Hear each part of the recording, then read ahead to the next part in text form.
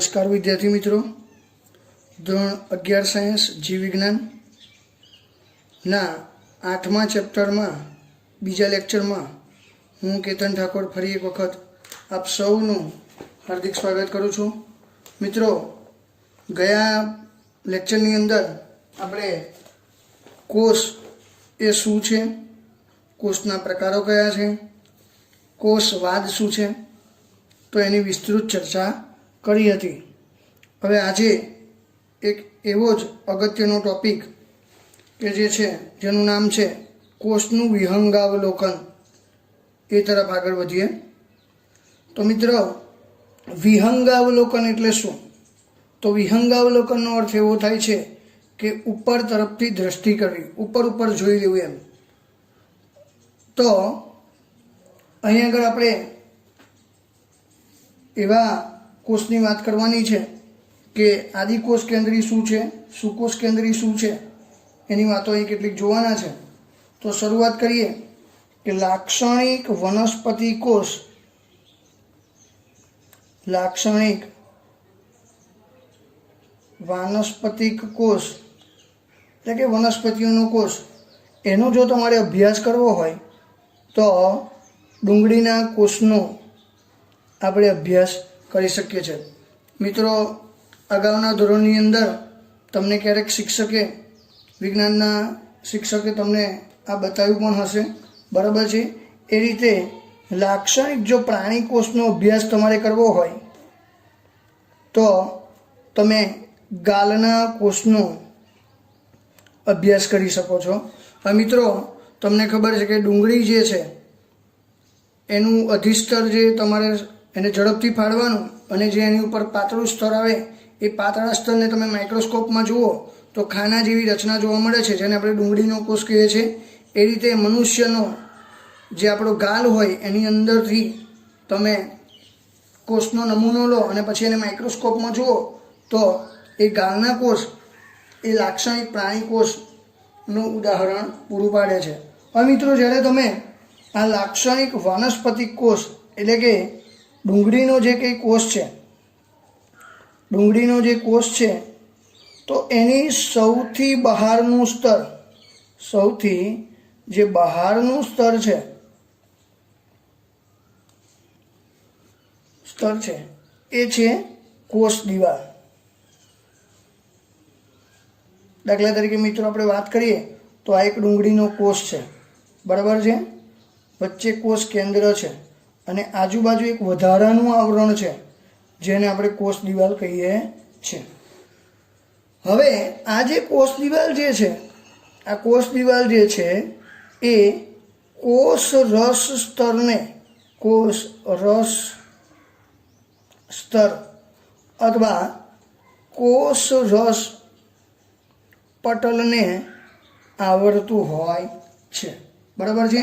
તો મિત્રો, આમ એવું કહી શકાય કે ડુંગળીના કોષમાં અથવા વનસ્પતિના કોષમાં સૌથી બહારનું જે સ્તર છે એને આપણે કોષ દિવાલ કહીએ છીએ, જ્યારે એ કોષ રસ સ્તરને શું કરતું હોય છે? આવરતું હોય છે। એ જ રીતે જ્યારે આપણે પ્રાણી કોષની વાત કરીએ છીએ, પ્રાણી કોષની વાત કરીએ છીએ ત્યારે આપણે ગાલનો કોષ જોઈએ, બરાબર છે?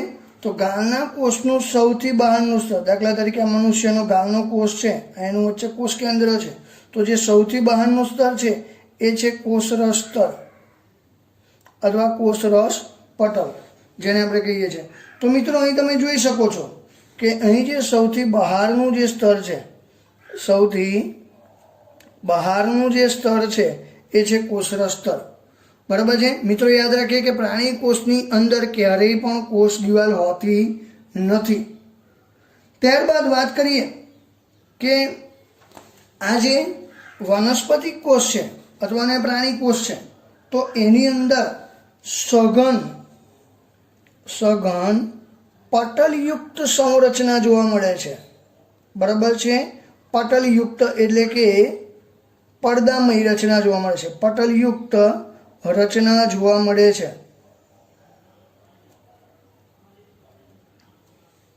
છે જેને આપણે કોષ કેન્દ્ર કહીએ છીએ।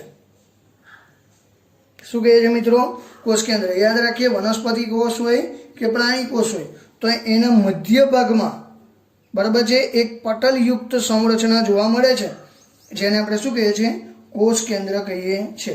હવે મિત્રો, આ કોષ કેન્દ્રની અંદર રંગસૂત્ર આવેલું હોય છે. મિત્રો શું આવેલું હોય છે? રંગસૂત્ર. રંગસૂત્ર કંઈક આવી તંતુમય રચના ધરાવે છે. રંગસૂત્રની વ્યાખ્યા કરવી હોય તો એવી થાય કે કોષ કેન્દ્રની અંદર આવેલી તંતુમય જે રચના છે એને આપણે રંગસૂત્ર તરીકે ઓળખીએ છીએ. હવે આ રંગસૂત્ર, તમને પ્રશ્ન થાય કે રંગસૂત્ર છે શું? તો રંગસૂત્રના બંધારણમાં આનુવંશિક દ્રવ્ય ડીએનએ આવેલું હોય છે. મિત્રો શું આવેલું હોય છે? ડીએનએ. ડીએનએનું પૂરું નામ છે ડીઓક્સીરિબોન્યુક્લિક એસિડ. હવે ડીએનએ આનુવંશિક દ્રવ્ય એટલે શું? તો એ આપણા આનુવંશિક લક્ષણો, જેમ કે આપણો જે દેખાવ છે એ આપણા માતા પિતાને મળતો આવે છે. ટૂંકમાં પેઢી દર પેઢી જે લક્ષણો ઉતરી આવવાની જે ઘટના છે એને આનુવંશિકતા કહેવામાં આવે. તો એ આનુવંશિકતા શેને લીધે આવે છે? તો એ ડીએનએને લઈને આવે છે. તો આવું જે રંગસૂત્ર જે છે એ કોષ કેન્દ્રની અંદર આવેલું હોય છે. હવે મિત્રો, મેં તમને જેમ અગાઉ વાત કરી એમાં જે કોષ કેન્દ્ર છે એ કેટલાક સજીવોમાં કોષ કેન્દ્ર પટલયુક્ત હોય છે અને કેટલીક વખત કોષ કેન્દ્ર પટલ વિહીન પણ હોય છે. બરાબર છે? દાખલા તરીકે કેટલાક જે કોષ હોય છે, બરાબર, એની અંદર આ જે કોષ કેન્દ્ર પટલ છે, આ કોષ કેન્દ્ર છે એ પટલયુક્ત હોય છે, જ્યારે કેટલાક કોષની અંદર એ પટલયુક્ત હોતું નથી. બરાબર છે? તો અહીં એના આધારે કોનામાં આપણે જોઈએ કે કયા સજીવોમાં એ પટલયુક્ત હોય છે અને કયા સજીવમાં એ પટલ વિહીન હોય છે. બરાબર? અને એના આધારે સજીવોના પણ બે પ્રકાર પાડવામાં આવે છે. તો જોઈએ તો સૌપ્રથમ વ્યાખ્યા છે સુકોષ કેન્દ્રી સજીવો. સુકોષ કેન્દ્રી સજીવો. તો મિત્રો એ વ્યાખ્યા સમજીએ કે જે સજીવોમાં કોષ કેન્દ્ર પટલયુક્ત હોય, જે સજીવોમાં કોષ કેન્દ્ર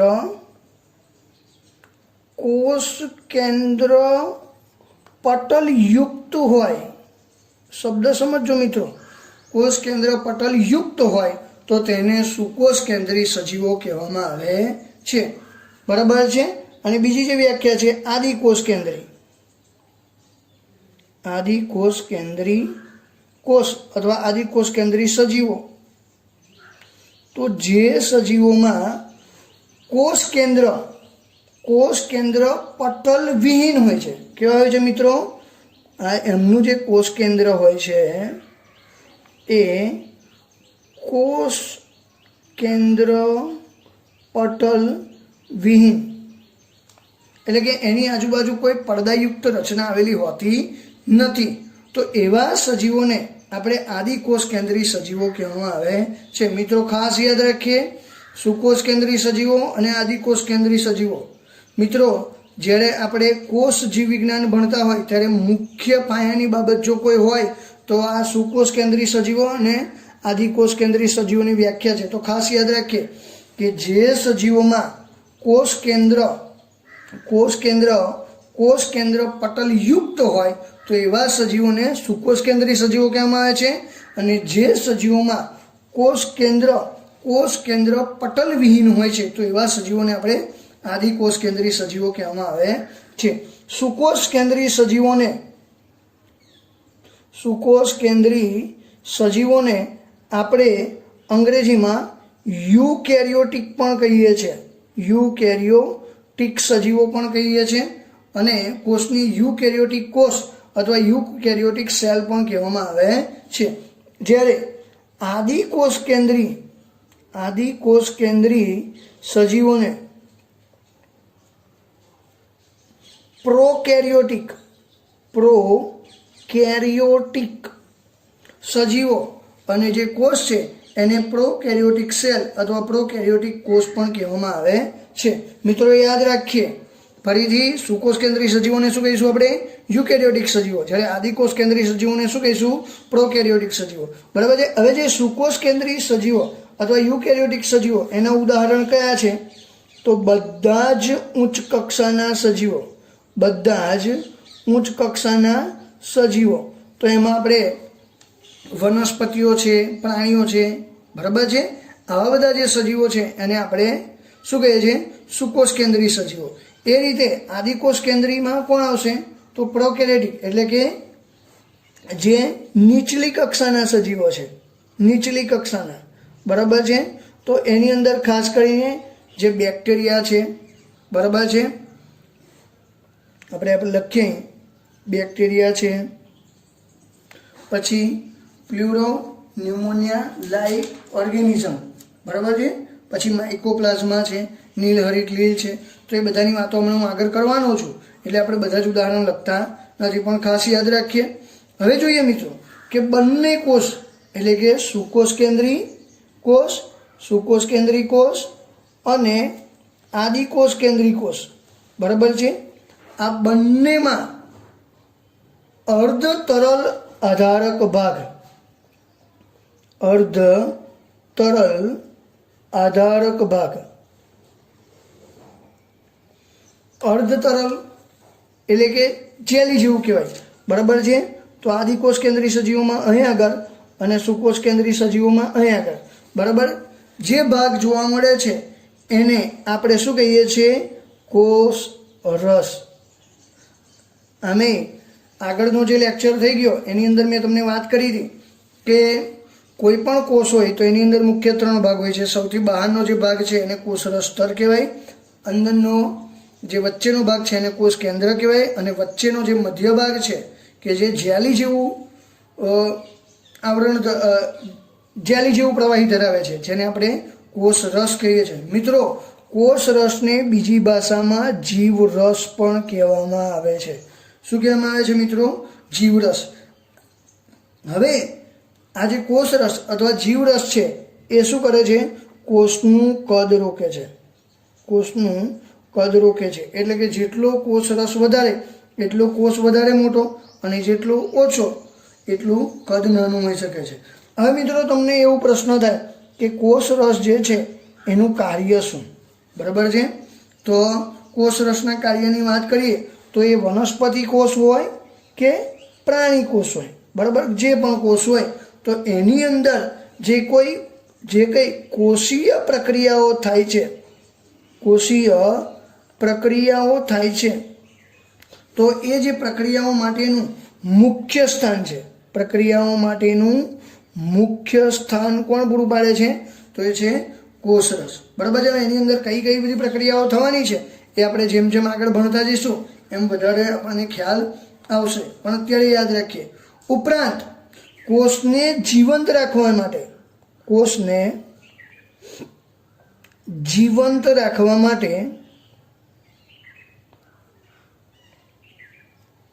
માટેની જે વિવિધ જૈવ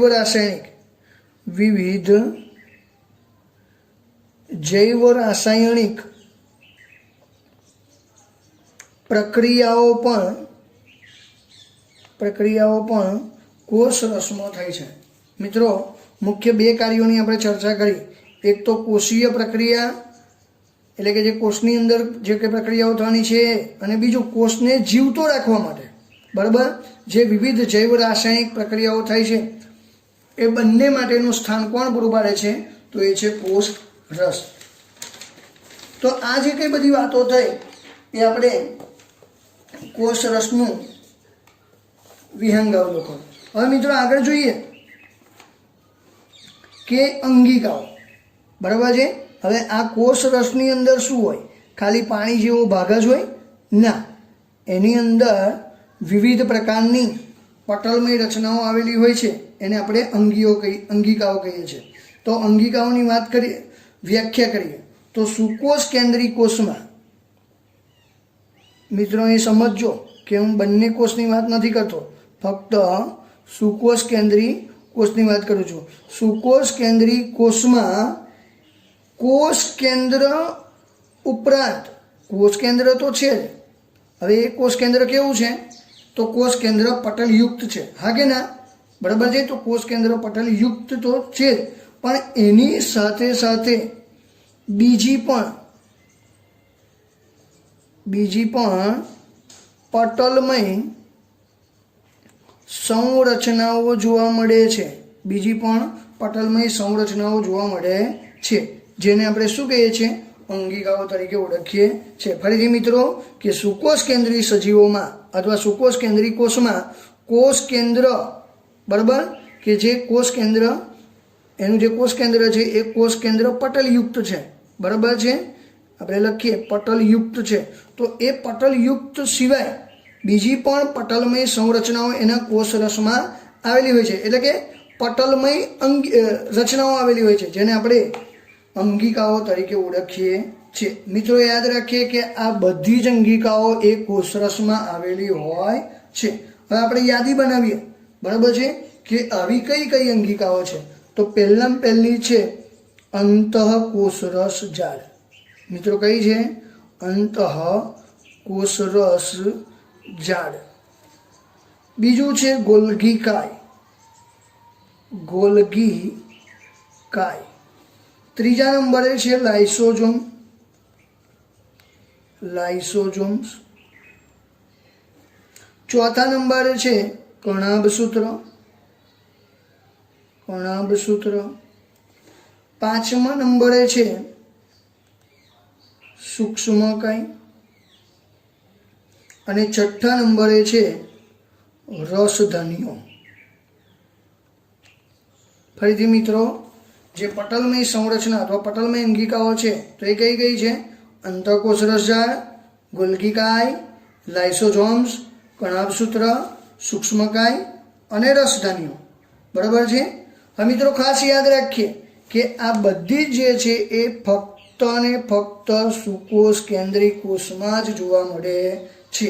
આદિકોષ કેન્દ્રી કોષની અંદર એનો સંપૂર્ણપણે અભાવ જોવા મળે છે. એટલે કે મિત્રો આ બધી જ અંગિકાઓ એ આદિકોષ કેન્દ્રી કોષની અંદર જોવા મળતી નથી. હવે બીજી છે પટલવિહીન અંગિકાઓ. આ તો બધી પટલમય છે, એટલે કે પડદાયુક્ત છે, બરાબર છે. તો પટલવિહીન અંગિકાઓ કઈ છે? તો એવી બે છે. એક છે રિબોઝોમ્સ અને બીજી છે તારા કેન્દ્ર. હવે જે રિબોઝોમ્સ છે મિત્રો એ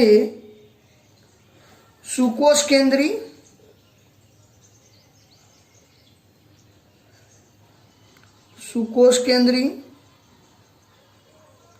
અને આદિકોષ કેન્દ્રી, સુકોષ કેન્દ્રી અને આદિકોષ કેન્દ્રી એમ બંને પ્રકારના કોષમાં આવેલી એકમાત્ર અંગિકા છે. તો ક્યારેક મિત્રો પ્રશ્ન પૂછાય કે સુકોષ કેન્દ્રી કોષ અને આદિકોષ કેન્દ્રી કોષમાં બંનેમાં આવેલી એકમાત્ર અંગિકા કઈ છે? તો એ છે રિબોઝોમ્સ. આ રિબોઝોમ્સનું કાર્ય શું છે? તો પ્રોટીન સંશ્લેષણનું છે. શું છે મિત્રો? પ્રોટીન સંશ્લેષણ. હમણાં કીધું ને કે જૈવિક પ્રક્રિયાઓ, તો એ જો જૈવ રાસાયણિક પ્રક્રિયાઓ કરવા માટે આ જે કોષ છે, બરાબર છે, તો એની અંદર આ એક અંગિકા એવી છે રિબોઝોમ્સ, બરાબર, જેને આપણે રાઇબોઝોમ્સ તરીકે પણ ઓળખીએ છીએ. તો આ જે અંગિકા છે સુકોષ કેન્દ્રી કોષ હોય કે આદિકોષ કેન્દ્રી કોષ હોય, તો બંને કોષની અંદર એ પ્રોટીનનું નિર્માણ અથવા પ્રોટીન સંશ્લેષણ કરવાનું કામ કરે છે. જ્યારે એક તારા કેન્દ્ર એ પણ પટલવિહીન અંગિકા છે, પરંતુ એ બધામાં જોવા નથી મળતી. એ સુકોષ કેન્દ્રી કોષ તો ખરો, પણ ફક્ત ને ફક્ત પ્રાણી કોષમાં જ જોવા મળે છે. મિત્રો યાદ રાખીએ કે તારા કેન્દ્ર ફક્ત પ્રાણી કોષમાં જ જોવા મળે છે, બરાબર. અને એનું કાર્ય કોષ વિભાજનમાં મદદરૂપ થાય છે. કોષ વિભાજનમાં. હવે જ્યારે આપણે તારા કેન્દ્ર ભણીશું ત્યારે એના વિશે વધારે વાત કરીશું કે કોષ વિભાજનમાં એ કેવી રીતે મહત્વનો ભાગ ભજવે છે, બરાબર છે મિત્રો. તો ફરીથી આપણે જોઈ લઈએ શું શીખ્યા કે સૌપ્રથમ ડુંગળીનો કોષ, અને ગાળનો કોષ, બરાબર છે. ડુંગળીનો કોષ એ વનસ્પતિક કોષનું ઉદાહરણ છે અને ગાળનો કોષ એ પ્રાણી કોષનું ઉદાહરણ છે, બરાબર. એની વચ્ચે મધ્ય ભાગે એક રચના આવેલી છે, એને આપણે કોષ કેન્દ્ર કહીએ છીએ, બરાબર છે. આ કોષ કેન્દ્રની ફરતે જો પટલની રચના આવેલી હોય તો એને સુકોષ કેન્દ્રીય સજીવો કહેવામાં આવે છે અને ન આવેલું હોય તો એને આપણે આદિકોષ કેન્દ્રીય સજીવો. સુકોષ કેન્દ્રીય સજીવોને યુકેરિયોટિક કહેવાય, જેમાં બધા જ ઉચ્ચ કક્ષાના સજીવો એટલે કે વનસ્પતિઓ, પ્રાણીઓ, બરાબર, એનો સમાવેશ થાય છે. જ્યારે આદિકોષ કેન્દ્રીય સજીવોમાં એટલે કે જેમાં કોષ કેન્દ્ર પટલ આવેલું હોતું નથી તો એને આપણે અંગ્રેજીમાં પ્રોકેરિયોટિક કહેવામાં આવે છે. અને નીચલી કક્ષાના જે સજીવો છે તો એમાં ખાસ કરીને બેક્ટેરિયાની વાત કરી, બરાબર. હવે સુકોષ કેન્દ્રીય સજીવો કે આદિકોષ કેન્દ્રીય સજીવો, તો બંનેમાં એક આધારક ભાગ અર્ધતલર પ્રકૃતિ સ્વરૂપે હોય છે, જેને આપણે કોષરસ અથવા જીવરસ કહીએ છીએ, જે કોષનું કદ ને આવરે છે, બરાબર છે. કાર્યની વાત કરીએ તો વનસ્પતિ કોષ અથવા પ્રાણી કોષ, તો એની અંદર જે કોષીય પ્રક્રિયા માટેનું સ્થાન એ કોણ પૂરું પાડે છે? કોષરસ. આ ઉપરાંત કોષને જીવંત રાખવા માટેની જે વિવિધ જૈવ રાસાયણિક પ્રક્રિયાઓ છે એ પણ આ કોષરસ પૂરી પાડે છે. અંગિકાઓની વાત કરીએ તો સુકોષ કેન્દ્રીય સજીવોમાં કોષ કેન્દ્ર પટલ સિવાય વધારાની બીજી પણ કેટલીક પટલની સંરચનાઓ આવેલી હોય છે, જેને આપણે અંગિકાઓ કહેવામાં આવે છે. તો એને યાદ રાખીએ: અંતઃકોષ રસજાળ, ગોલ્ગી કાય, લાઇસોસોમ્સ, કણાભસૂત્ર, સૂક્ષ્મકાય, રસધણીઓ વગેરે, બરાબર છે. એ રીતે પટલવિહીન અંગિકાઓ તો એ બે છે, રિબોઝોમ્સ અને તારાકેન્દ્ર. હવે રિબોઝોમ્સ એ મિત્રો સુકોષ કેન્દ્રીય સજીવોમાં અને આદિકોષ કેન્દ્રીય સજીવોમાં બંને જોવા મળે છે, બરાબર. અને એનું કાર્ય શું છે? પ્રોટીન સંશ્લેષણ. જ્યારે તારાકેન્દ્ર એ ફક્ત પ્રાણી કોષમાં અને એનું કાર્ય છે કોષ વિભાજનમાં મદદ કરે છે. મિત્રો, હવે આપણે જોઈએ કે કોષના કદ અને આકાર. તો સૌપ્રથમ કોષના આપણે આકાર જોઈ લઈએ.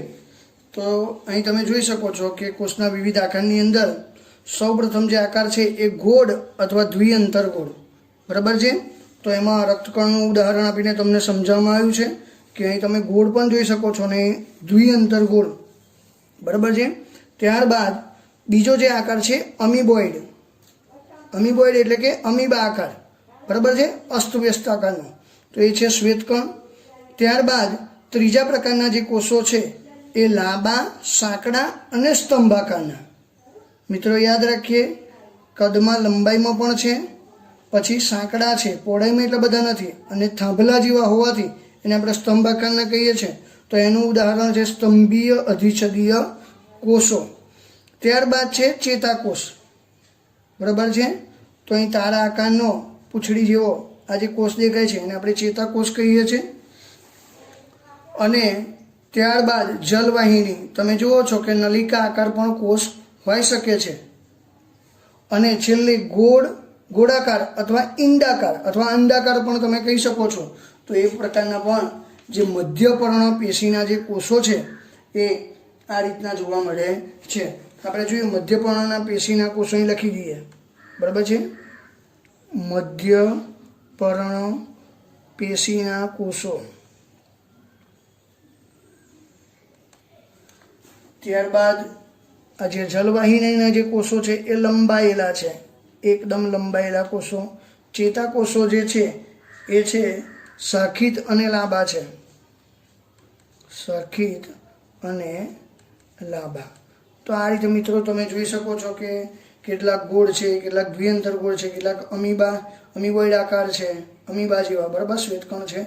ત્યારબાદ થાંભલા જેવા છે, પછી કેટલાક શાખિત અને લાંબા છે, કેટલાક લંબાયેલા લાંબા છે, બરાબર, કેટલાક ગોળ અને અંડાકાર. તો એ પણ તમે જોઈ શકો છો. આ ખાસ યાદ મિત્રો રાખવાનો પ્રયત્ન કરીએ. મિત્રો, જેમ આકારની વાત કરી એમ કોષના કદમાં પણ વિવિધતા જોવા મળે છે. તો વિવિધ કદના કોષની વાત કરીએ તો સૌથી નાનામાં નાનો કોષ, લખીએ પહેલું, સૌથી નાનામાં નાનો કદનો કોષ, કદમાં જે સૌથી નાનો છે એવો, તો એ છે માઇકોપ્લાઝ્મા. માઇકોપ્લાઝ્માનો મિત્રો જે કોષ છે એ સૌથી નાનામાં નાનો છે, બરાબર, જેની લંબાઈ 0.3 માઇક્રોમીટર જેટલી છે, બરાબર છે. માઇક્રો એટલે કે 10⁻³ તો એટલી જે લંબાઈ એ માઇકોપ્લાઝમાનો કોષ ધરાવતો હોય છે, જે સૌથી નાનામાં નાનો કદનો કોષ છે. બીજું છે બેક્ટેરિયાનો કોષ. આપણે બેક્ટેરિયાના કોષની વાત કરીએ બેક્ટેરિયા. તો એના કદની વાત કરીએ તો એ 3 માઇક્રોમીટરથી લઈને 5 માઇક્રોમીટર સુધીનું લંબાઈ ધરાવે છે. બરાબર છે. હવે મિત્રો સમજીએ સૌથી મોટામાં મોટો કોષ, સૌથી મોટામાં મોટો કોષ તો શાહમૃગનો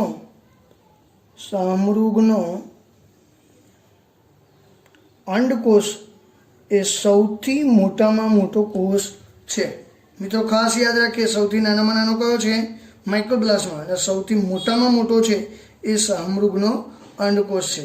ત્યારબાદ જે બહુકોષી સજીવોનો જે રક્તકણ છે, બહુકોષી સજીવોનો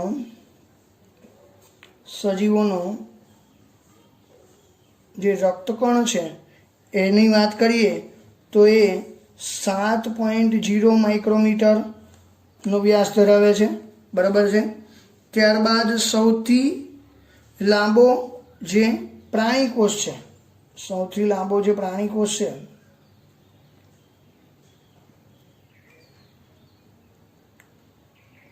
એ છે ચેતાકોષ. મિત્રો હમણાં જ આગળ તમે ચેતાકોષની આકૃતિ જોઈ. બરાબર છે કે જે કેવો લંબાઈમાં પણ હતો અને શાખામાં પણ વહેંચાયેલો હતો. હવે મિત્રો અગાઉ જોયું કે એના આકારમાં તો ખૂબ જ વિવિધતા હોય છે. બિંબાકાર હોય છે, બહુકોણીય હોય છે, સ્તંભાકાર હોય છે, તંતુમય હોય છે, ગોળાકાર હોય છે.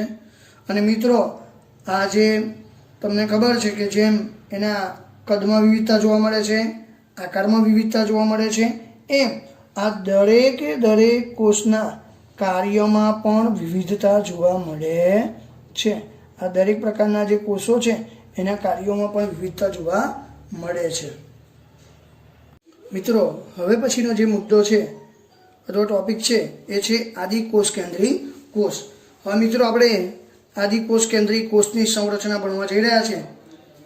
તો પહેલી તો વ્યાખ્યા જોઈ લઈએ. ફરી એક વખત વ્યાખ્યા યાદ કરીએ કે જે સજીવોના કોષમાં સુવિકસિત કોષ કેન્દ્ર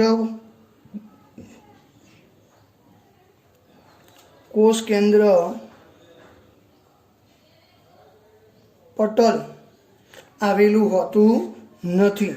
જે સજીવોમાં સુવિકસિત કોષ કેન્દ્ર પટલ આવેલું હોતું નથી અને પટલમય અંગિકાઓની ગેરહાજરી જોવા મળે છે. તો એવા સજીવોને આપણે આદિકોષ કેન્દ્રી સજીવો બરાબર કહેવામાં આવે છે. અને આવા સજીવોમાં જે કોષ હોય છે એને આપણે આદિકોષ કેન્દ્રી કોષ તરીકે ઓળખીએ છીએ. આ મિત્રો આદિકોષ કેન્દ્રી કોષની સંરચના કેવી છે તો એ આપણે જોવાનો થોડો પ્રયત્ન કરીએ. હવે તમને પ્રશ્ન થાય કે આદિકોષ કેન્દ્રી સજીવો એ કયા કયા છે? તો પહેલું એના ઉદાહરણ જોઈ લઈએ. ઉદાહરણમાં સૌપ્રથમ છે બેક્ટેરિયા. બરાબર, બેક્ટેરિયા કે જેને આપણે જીવાણુ તરીકે ઓળખીએ છીએ. આ ઉપરાંત બીજું ઉદાહરણ છે નીલહરિત લીલ,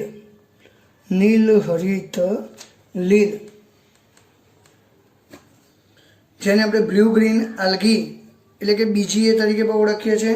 સાથે સાથે માઇકોપ્લાઝમા. મિત્રો હમણાં જ આપણે જોયું માઇકોપ્લાઝમા એ સૌથી નાનામાં નાનો કોષ છે. બરાબર છે. અને પીપલો પણ કહી શકો છો. બરાબર, યાદ રાખવા માટે પીપલો એટલે કે pleuro pneumonia like organism. Pleura pneumonia like organism અને આપણે અંગ્રેજીમાં પણ લખીએ ક્યારેક પૂરું નામ પૂછાય છે એટલા માટે. બરાબર છે. પ્લ્યુરો ન્યુમોનિયા લાઇક ઓર્ગેનિઝમ. તો આ બધા જે મેં કંઈ ઉદાહરણ આપ્યા છે એ બધા જ આદિકોષ કેન્દ્રી સજીવો છે. હવે જોઈએ મિત્રો, આ બધા જે સજીવો છે એ ખૂબ જ નાના કદના છે. પરંતુ નાના કદના હોવા છતાં પણ તેઓ ખૂબ જ ઝડપથી વિભાજન પામે છે, ખૂબ જ ઝડપથી વિભાજન પામે છે. મિત્રો તમને ખબર છે, તમે નાના ધોરણની અંદર અભ્યાસ કરી ગયા છો કે બેક્ટેરિયા દર 20 મિનિટે ડબલ થઈ જાય છે, બરાબર ને? તો વિચાર કરો કે દર 20 મિનિટે એ વિભાજન ક્ષમતાનો ગુણધર્મ પોતે ધરાવતા હોય છે. આ ઉપરાંત મિત્રો તેમના કદ અને આકારમાં પણ વિવિધતા જોવા મળે છે. એના કદ અને આકારમાં પણ વિવિધતા જોવા મળે છે,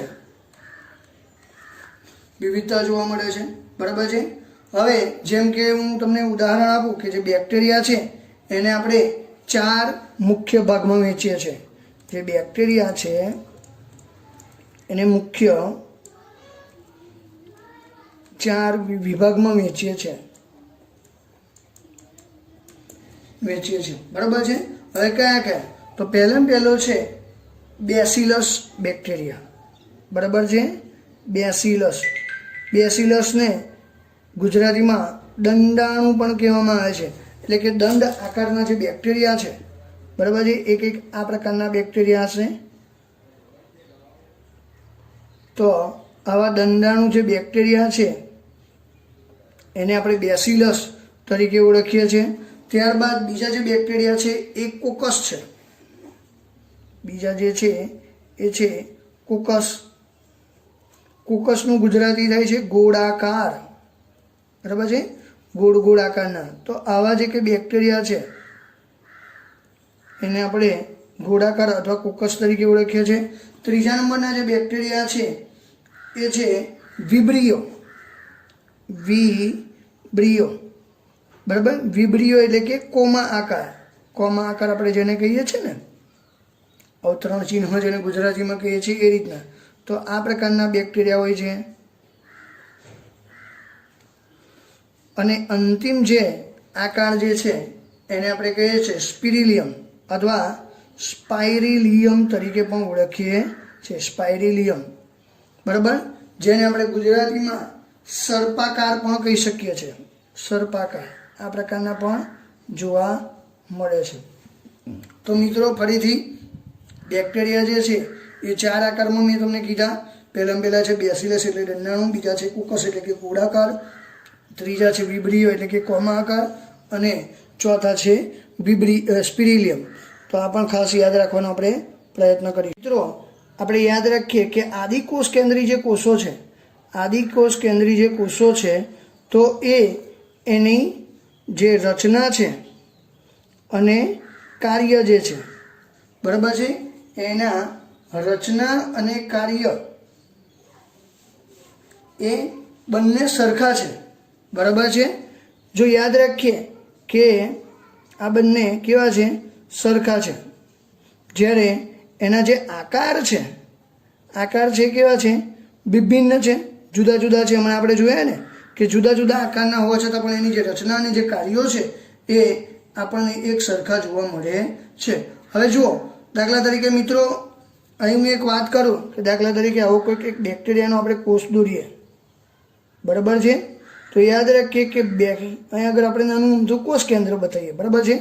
આ જે કોષ રસ છે એની અંદર કોઈ પટલમય અંગિકાઓ તો આવેલી હોતી નથી. એની અંદર ફક્ત જોઈએ કે એક જ અંગિકા છે રિબોઝોમ્સ, એ આપણે પછી બતાવીએ છીએ. પણ એના પહેલાં આપણે જોઈએ કે આ જે બેક્ટેરિયા છે અથવા આદિકોષ કેન્દ્રી જે કોષો છે એની ફરતે, બરાબર છે, એની ફરતે એના કોષરસ પટલ, આ એનું કોષરસ પટલ છે, બરાબર છે, એનું કોષરસ પટલ છે. અને એની ફરતે એક વધારાનું આવરણ પણ આવેલું છે જેને આપણે કહીએ છીએ કોષ દિવાલ. એટલે મિત્રો યાદ કરો, વનસ્પતિ કોષમાં પણ કોષ દિવાલ હતી. તો અહીં આદિકોષ કેન્દ્ર જે કોષ છે એના કોષરસ પટલની ફરતે, બરાબર, એક આવરણ આવેલું હોય છે જેને આપણે કોષ દિવાલ કહીએ છીએ. આ જે કોષ દિવાલ છે એ કોષરસ પટલની ફરતે આવેલું હોવાથી એ કોષરસ પટલને શું કરે છે? ઢાંકતું જોવા મળે છે. હવે મિત્રો અહીં તમને ખબર છે કે અગાઉ જણાવ્યા મુજબ કે આની અંદર પણ એક આધારક દ્રવ્ય છે, બરાબર, જેને આપણે શું કહીએ છીએ? કોષરસ અથવા જીવરસ તરીકે ઓળખીએ છીએ. હવે મિત્રો અહીં સમજીએ કે આની અંદર સુસ્પષ્ટ કોષ કેન્દ્રનો અભાવ જોવા મળે છે. અહીં જે કોષ કેન્દ્ર છે મિત્રો, અહીં યાદ રાખીએ, જે કોષ કેન્દ્ર છે એ સુસ્પષ્ટ હોતું નથી. કેમ? કારણ કે એની અંદર કોષ કેન્દ્રની ફરતે કોષ કેન્દ્ર પટલ આવેલું હોતું નથી. અગાઉ વ્યાખ્યામાં આપણે જોયા છે. અને બીજું કે જે કોષ કેન્દ્ર છે એ કેવું છે? પ્રાથમિક પ્રકારનું છે. મિત્રો કેવું છે? પ્રાથમિક પ્રકારનું છે. તો આ પણ ખાસ આપણે યાદ રાખીએ. કેટલીક વખત અહીં આગળ જોઈએ કે આનુવંશિક દ્રવ્ય એ મુખ્યત્વે અનાવૃત હોય છે. બરાબર? એનું આનુવંશિક દ્રવ્ય એટલે તમને ખબર છે કે રંગસૂત્ર દ્રવ્ય એ અનાવૃત છે. કેવું છે? અનાવૃત એટલે કે કોઈ પણ આવરણથી ઢંકાયેલું હોતું નથી. એટલે કે ખુલ્લું જોવા મળે છે એવું કહી શકાય મિત્રો. બરાબર છે? ઘણા બેક્ટેરિયામાં આનુવંશિક એનું જે ડીએનએ છે, આનુવંશિક દ્રવ્ય જે ડીએનએ છે,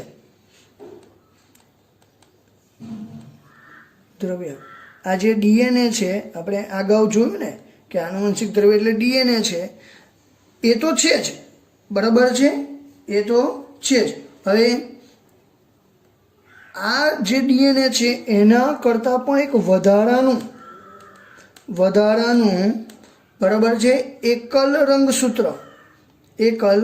રંગસૂત્ર અથવા એને આપણે વલયાકાર પણ કહી શકીએ છીએ. તો વલયાકાર જે ડીએનએ આવેલું છે તો એને આપણે પ્લાઝમિડ કહીએ છીએ. શું કહીએ છીએ મિત્રો? પ્લાઝમિડ. ફરીથી યાદ રાખીએ કે આનુવંશિક દ્રવ્ય જે ડીએનએ હોય એ તો છે જ, પણ આના સિવાય વધારાનું એકલ રંગસૂત્ર એ વલયાકાર ડીએનએ આવેલું હોય છે, જેને આપણે પ્લાઝમિડ કહીએ છીએ. અહીં આપણે દોરીએ પ્લાઝમિડ. બરાબર છે? આ પ્લાઝમિડ છે મિત્રો.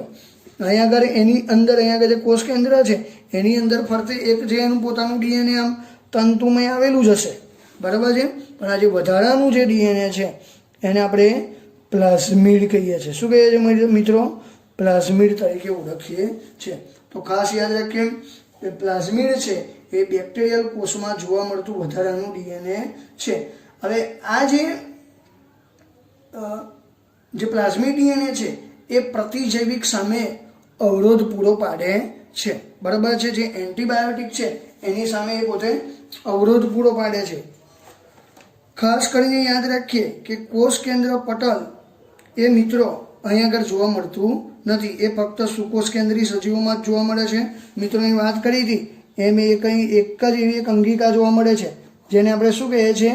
રિબોઝોમ્સ કહીએ છીએ. અહીં ફક્ત એક જ અંગિકાની હાજરી જોવા મળે છે જેને આપણે રિબોઝોમ્સ કહીએ છીએ. અને મિત્રો તમને ખબર છે કે રિબોઝોમ્સ છે એ કેવી છે? પટલવિહીન અંગિકા છે. એની અંદર કોઈ પણ પ્રકારની અંગિકા આવેલી હોતી નથી. અને મિત્રો જોઈએ કે એની અંદર આ એક જ માત્ર અંગિકા છે, એના સિવાય બીજી કોઈ પણ અંગિકા હોતી નથી. હવે મિત્રો અહીં ખાસ એક વસ્તુનો યાદ રાખીએ કે આદિકોષ કેન્દ્રી કોષમાં કોષરસ પટલમાંથી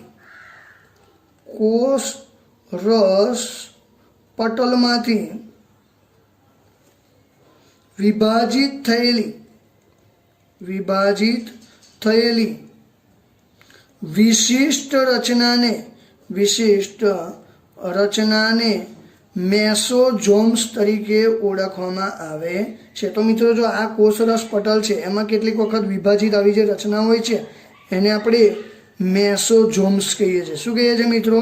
મેસોઝોમ્સ તરીકે ઓળખીએ છીએ. આમ એવું કહી શકાય કે મેસોઝોમ્સ છે એ કોષરસ પટલનું આવશ્યક અંતર્વલન છે. અંતર્વલન એટલે કે અંદરની તરફ આમ વળી ગયેલું છે. તો આ રીતે મિત્રો આદિકોષ કેન્દ્રી કોષની રચના જોવા મળે છે. ફરીથી આખું આપણે રિવાઇઝ કરી લઈએ કે આદિકોષ કેન્દ્રી છે એને રચના અને કાર્ય એ સરખા છે, ભલે એના આકાર ભિન્ન હોય. બરાબર છે?